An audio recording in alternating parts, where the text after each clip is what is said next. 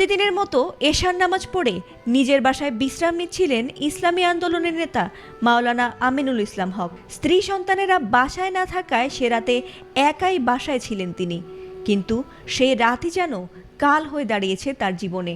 হঠাৎ একদল দুর্বৃত্ত দেশীয় অস্ত্রসহ তার ঘরে জোর করে ঢুকে পড়ে।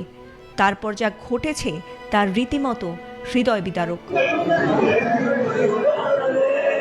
ঘরে ঢুকে দুর্বৃত্তরা নৃশংসভাবে কুপিয়ে হত্যা করেছে মাওলানা আমিনুল ইসলাম হক নোমানীকে।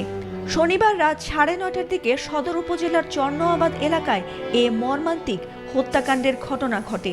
প্রত্যক্ষদর্শীরা জানিয়েছেন, এশার নামাজ পড়ে বাসায় ফিরে অল্প সময়ের মধ্যেই তার চিৎকার শুনতে পেয়েছিলেন পথচারীরা। দরজা ভেঙে ঘরে ঢুকে দেখা যায় মেঝেতে